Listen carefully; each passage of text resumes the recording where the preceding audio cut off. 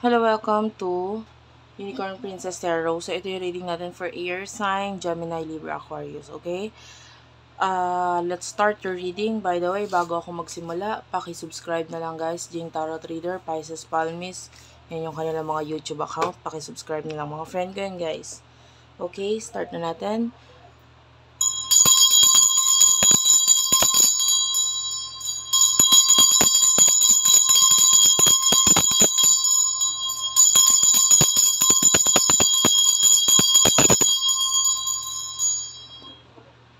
Okay.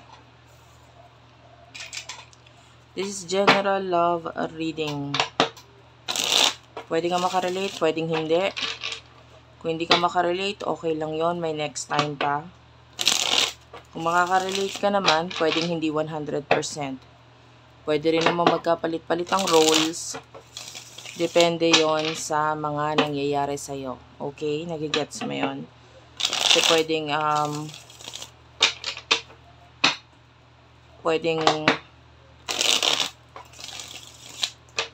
hindi 100% or 98% lang, ganun. Or pwedeng magkapalit-palit. Pwedeng may third person energy. Anyway, take only what resonates. Air sign. You do have here the Page of Swords. So, this is you, air sign. 2 of Wands. Nakikita natin marami kang plano.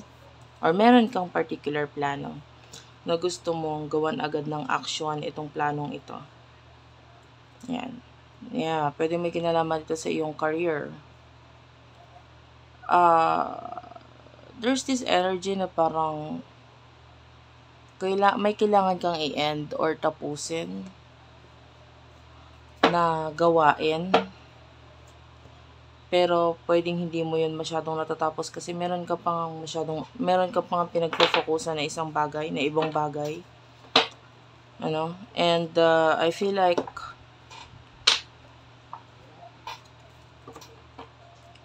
hindi mo masyadong gusto natapusin kung ano man ito. Parang nawawala yung attention mo dito sa bagay nito.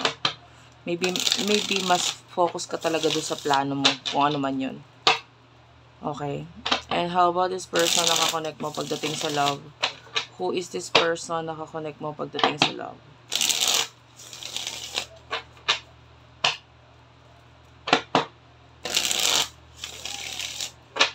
Person nakakonect mo pagdating sa love. Spirit guides, angel guides. Person nakakonect mo pagdating sa love.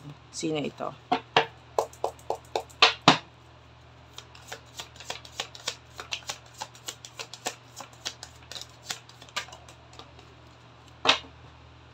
You do have your 3 of coins at the bottom of the deck.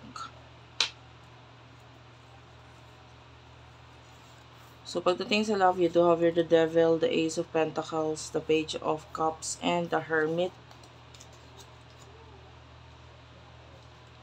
Kunin natin yung situation sa inyong dalawa.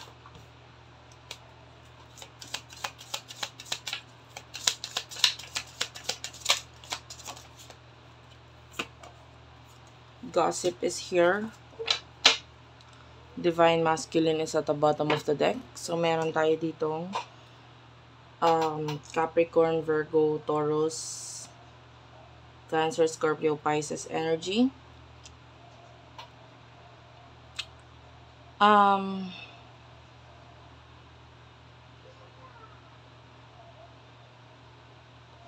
I feel like itong taong to namamanipula ka niya eh. And maybe hindi mo masyadong alam yon. Okay? Maybe ang pinapakita niya sa'yo is a very silent person na parang okay lang siya sa harap mo, sa harapan ninyo. Pero pag nakatalikod ka na, iba na yung sinasabi nitong taong to. Honestly speaking, yung connection niyo masyado pang hindi pa ganon ka-mature. Nakita tayo ng immaturity dito. Maybe bagong relationship pa lang ito. Bagong connection. And pwedeng kinikwento ka niya sa iba. No? Kinikwento ka niya sa mga kaibigan niya and hindi naman everything na sinasabi niya is masama. But rather kasi nga, dahil bago pa lang yung relationship or yung connection, Pwedeng nababanggit niya dun sa mga kaibigan ninyo, yung mga nagiging problema ninyo, or mga ugali mo, ganun. Pwede na ikikwento niya yon, and pwedeng ganun ka rin naman sa kanya. But anyway, sa ngayon, honestly, hindi pa ganun katiba yung relasyon na anytime na just in case magkaroon ng problema, madali lang para sa yung iwan itong taong to, and ganun din naman siya sa'yo.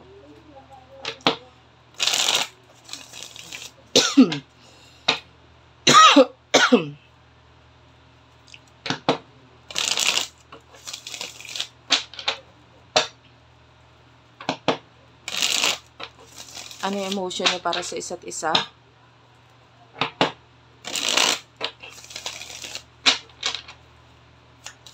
Emotion niya para sa isa't isa. You do have the Lovers, Two of Pentacles, Five of Pentacles is at the bottom of the deck. Sa side ng person na ito. Emotion niya para sa'yo, for air sign. The Star, Six of Pentacles, Wheel of Fortune, Mutual Energy,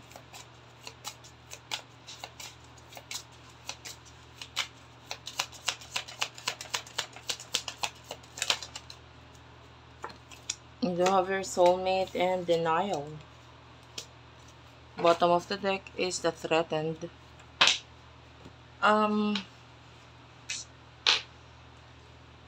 Sa nakikita natin, pwedeng you love this person or you feel like mahal mo na siya. Ganon. And with the Two of Coins, kasi marami kang nakikitang pagkakapareho sa inyo nitong person nito. But with the Five of Coins, nakikita natin marami pang kakulangan sa sarili mo na parang gusto mo munang ayusin or pag-focusan itong mga bagay na ito. Maybe marami ka pang hinahanap sa sarili mo, gusto mo muna ng stable job, stable career. Yeah. By the way, nakakita ko ng like a dead dog. So, I'm not sure if it's a dog or a sheep. Ayan. But anyway, maring ikaw ay nagkapet na ng dog and then nawala or namatay na siya. This could be a reading. Anyway, if it's you, this dog is still watching over you. Kumbaga, itong pet na ito, parang dyan pa rin siya. I do have here the Star and the Seven of Pentacles, Stars, Virgo, Capricorn. I feel like gusto ka nito person na ito. Maaaring pangarap ka niya noon, and then nakuha ka niya, so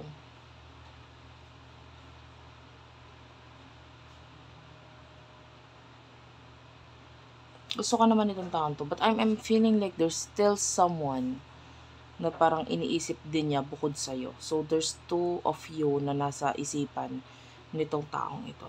But the other person is pwedeng dinedeny pa lang, or dinedeny, or hindi niya inaamin yung pagkagusto niya doon sa taong yon, or pagka-link niya doon sa taong yon. Pwedeng hindi niya yun maamin sa'yo, or hindi niya yun maamin mismo sa sarili niya. So, pwedeng dinedeny nga niya yun. No? And they can see unmasked. So, not being open. And I don't know why. Maybe because yung other person has another relationship. So, para sa person na ito, ikaw na lang muna. Parang ganun.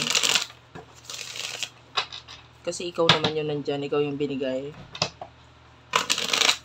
Pwedeng pangarap ka niya in a way na pangarap niyang magkaroon ng relationship before. And then now that you're there, o sige, at least mag-focus tayo sa relationship na ito. So what will happen in the future for you? For air sign, you do have here the that's the Four of Swords, the Eight of Cups, and the Nine of Cups. The Moon is here. Future for air sign. Emperor is here, Five of Cups, and the Six of Pentacles. Bottom of the deck is the Hierophant.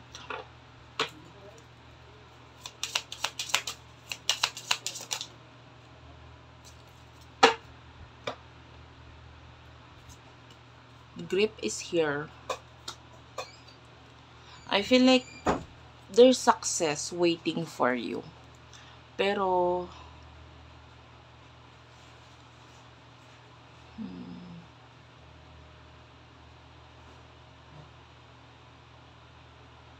kailangan mo sipagan. Kasi, ikaw lang yung magiging dahilan para makamit mo yung success na yun. Of course, pag sinipagan mo, pinursige mo, makakamit mo yung success na yun.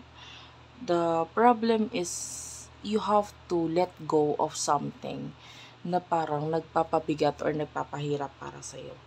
Nakakita tayo ng magandang future, pero of course, yung magandang future na yun, ikaw pa rin ang gagawa.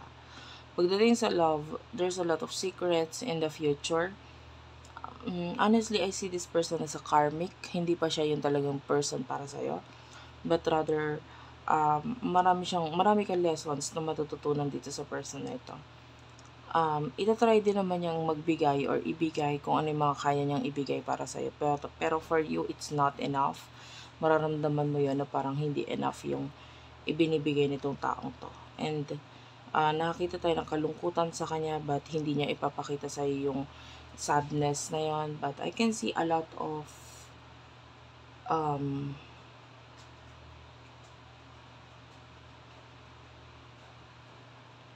lessons na maaring matutunan mo sa tulong na rin ng taong ito. So, yeah. Gano'n naman talaga. People come and go. But maybe they go for a reason. Masasabi ko, hindi pa ito yung taong para sa'yo, but wala lang, enjoy the ride, kumbaga, enjoyin mo lang. Thank you for watching, guys. I love you all, and bye-bye.